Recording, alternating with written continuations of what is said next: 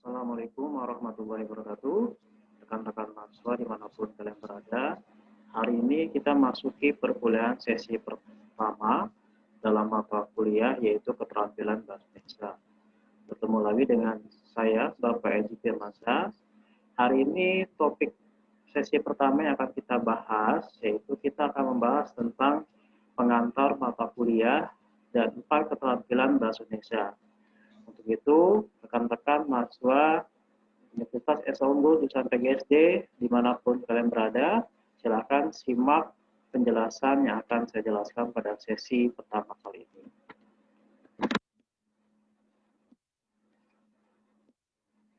Kemampuan akhir yang diharapkan, mahasiswa mampu memahami deskripsi mata kuliah keterampilan bahasa Indonesia, mahasiswa mampu memahami topik perkuliahan keterampilan bahasa Indonesia, mahasiswa mampu memahami pengertian keterampilan bahasa Indonesia, mahasiswa mampu memahami manfaat keterampilan bahasa Indonesia, dan mahasiswa mampu mengaplikasikan aspek-aspek keterampilan bahasa Indonesia. Agar kemampuan akhir yang kalian capai dapat tercapai, alangkah lebih baiknya simak penjelasan materi yang akan saya jelaskan. Agar pembelajaran jauh lebih berkualitas, alangkah lebih baiknya mempersiapkan alat catatan seperti buku dan pulpen. Ya, sebelumnya kita membahas tentang visi misi Esa Unggul. Visi Esa Unggul menjadi perguruan tinggi kelas dunia berbasis intelektualitas, kreativitas, dan kewirausahaan yang unggul dalam mutu pengelolaan dan hasil pelaksanaan tridharma perguruan tinggi. Misinya yaitu menyelenggarakan pendidikan tinggi yang bermutu dan relevan, menciptakan suasana akademik yang kondusif, memberikan pelayanan prima kepada seluruh pemangku kepentingan. Ini adalah topik-topik sebelum UTS. Pertama ini kita akan membahas tentang pengantar, kedua konsep dasar keterampilan menyimak, ketiga strategi menyimak, keempat pembelajaran dan evaluasi menyimak, kelima menyimak sebagai bahan penelitian, keenam konsep dasar keterampilan berbicara, ketujuh strategi belajar. Itu topik sebelum UTS. Kemudian kita masuki topik setelah UTS, yaitu kita akan membahas tentang pembelajaran dan evaluasi berbicara, keterampilan berbicara sebagai bahan penelitian, pembelajaran menyimak dan berbicara dalam konteks kurikulum 2013 sekolah dasar, kemudian memahami konsep dasar keterampilan membaca, peningkatan keterampilan membaca dan membaca sastra, dan peningkatan keterampilan menulis fiksi, baik itu berupa puisi, prosa, dan drama, dan peningkatan keterampilan menulis non-fiksi atau karya ilmiah. Nah, itulah topik-topik yang kita bahas dalam satu semester ini dalam mata kuliah yaitu keterampilan bahasa Indonesia. Nah, ini buku referensi, ini hanya sebatas sebagian saja. Nanti selebihnya kalian bisa membaca di RPS yang nanti dosen-dosen pengampu kalian yang akan memberikannya. Dan ini penilaian UTS, yaitu penilaian bobotnya adalah 30%, UAS 30%, kuis 15%, dan tugas 20%. Oke, kita masuk sedikit ke materi sebagai awal pengenalan kita tentang mata kuliah keterampilan bahasa. Nah, apa itu pengertian keterampilan berbahasa? Nah, menurut Brown, berbahasa itu merupakan kegiatan yang selalu mengisi berbagai bidang kehidupan umat. Misalnya bidang ekonomi, hukum, politik, dan pendidikan. Kegiatan tersebut berlangsung baik secara transaksional maupun interaksional. Melalui kegiatan tersebut, pemakai bahasa berusaha memikirkan, memberikan, memaparkan, memberikan alasan, menceritakan, atau menyarankan sesuatu. Kemudian menurut Fatimah dan Kartika Sari, bagaimana keterampilan bahasa tersebut, yaitu bahasa itu dipergunakan sebagai besar pada aktivitas manusia. Semakin tinggi tingkat penguasaan bahasa seseorang, semakin baik pula penggunaan bahasa dalam berkomunikasi.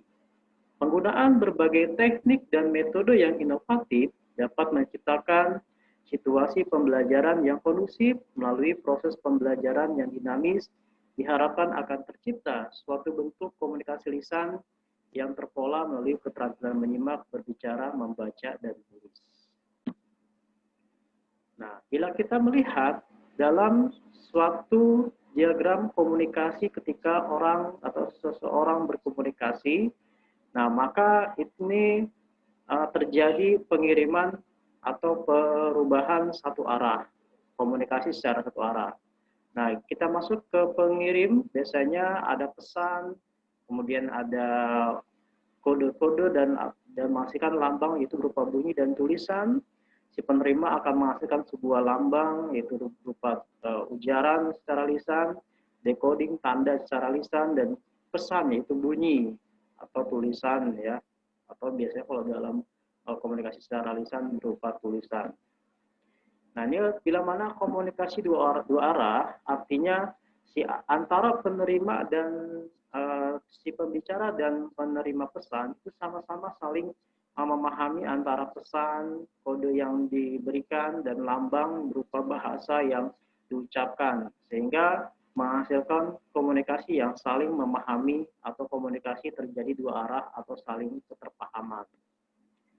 Kemudian ada komunikasi dua arah.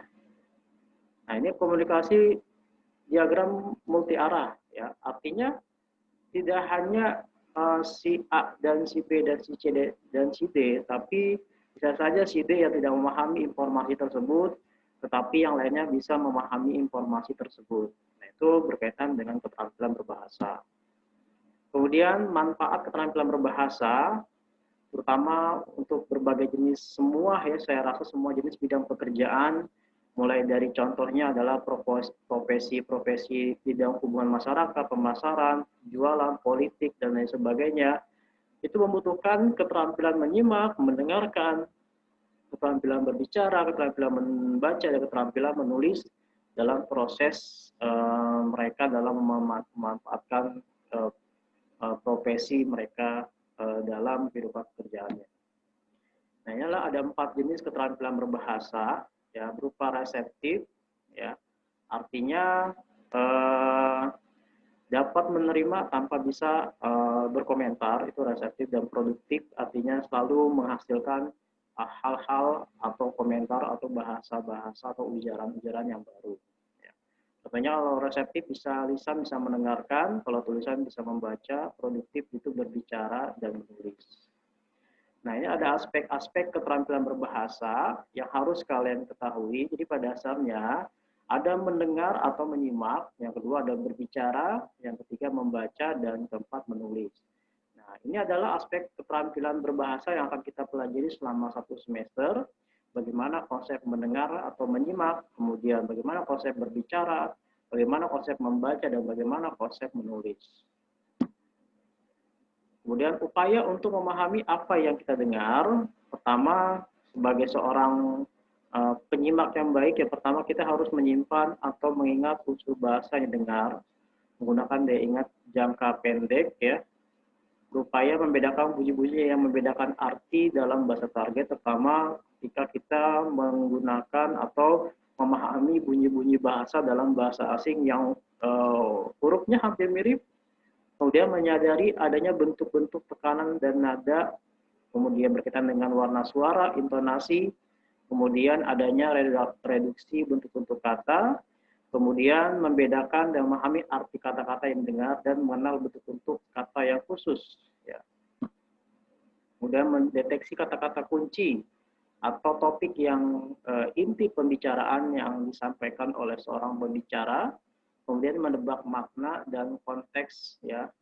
Kemudian mengenal kelas-kelas kata mulai dari gramatikalnya, memahami sebuah makna, kemudian mengenal perangkat-perangkat kohesif, ya, berkaitan dengan bagaimana bahasa itu dipahami. Kemudian mendeteksi unsur-unsur kalimat seperti adanya subjek, predikat, dan lain sebagainya untuk memahami sebuah ujaran dalam secara lisan. Kemudian keterampilan pembicara dalam melakukan aktivitas berbicara, yaitu pertama harus mengucapkan bunyi-bunyi yang berbeda secara jelas, ya. Jangan sampai ketika kita berbicara adalah bahasa-bahasa yang kita ucapkan adalah tidak jelas, terutama berkaitan dengan bahasa-bahasa asing atau istilah-istilah yang kita ucapkan. Kemudian menggunakan tekanan nada serta intonasi secara jelas dan tepat sehingga pendengar dapat memahami apa yang diucapkan pembicara. Kemudian menggunakan bentuk-bentuk kata, urutan kata, serta pilihan kata yang tepat. Jangan sampai membingungkan pilihan kata yang tidak sesuai dengan konteks kalimat yang akan kita ujarkan. Menggunakan register atau ragam bahasa yang sesuai dengan situasi komunikasi dan pelaku komunikasi. Berupaya mengeluarkan ide-ide atau informasi tambahan guna menjelaskan ide-ide utama.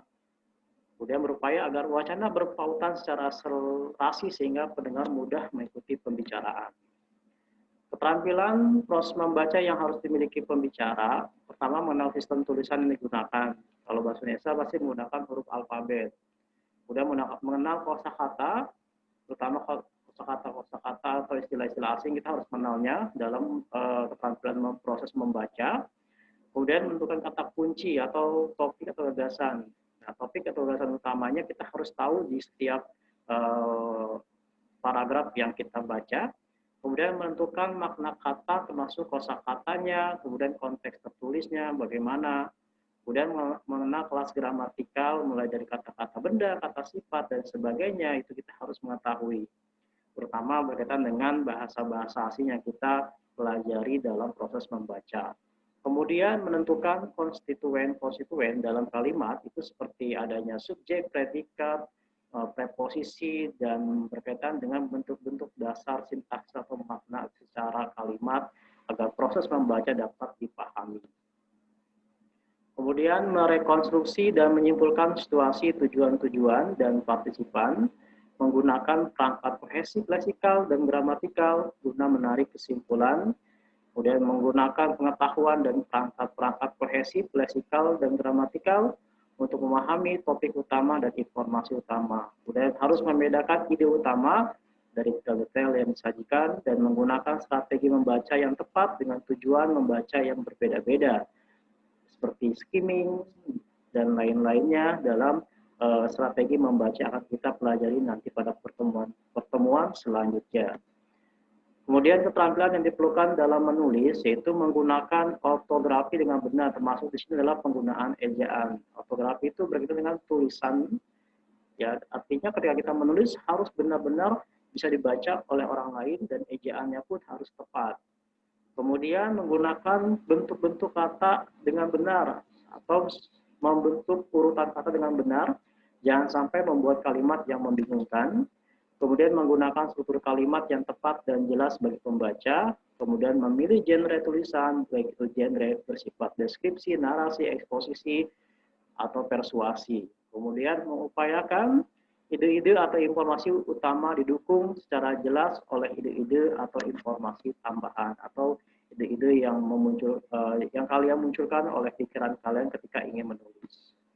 Kemudian mengupayakan terciptanya paragraf dan keseluruhan tulisan koheren sehingga pembaca mudah mengikuti jalan pikiran atau informasi yang disajikan. Kemudian membuat dugaan seberapa banyak pengetahuan yang dimiliki oleh pembaca dan sasaran mengenai subjek yang ditulis, hal-hal yang belum mereka ketahui dan penting untuk ditulis. Demikianlah penjelasan saya dalam mata kuliah keterampilan bahasa Indonesia pada sesi pertama ini. Jika kalian kurang memahami penjelasan ke saya, silakan kalian baca modul yang telah disajikan oleh dosen-dosen pengampu masing-masing. Dan ketika masih kurang memahami juga, silakan kalian diskusikan di forum e-learning. Nanti dosen-dosen pengampu mata kuliah keterampilan berbahasa Indonesia, kalian masing-masing akan menjawabnya. Sekian, terima kasih. Kita cukupkan saja perkuliahan kita hari ini. Assalamualaikum warahmatullahi wabarakatuh.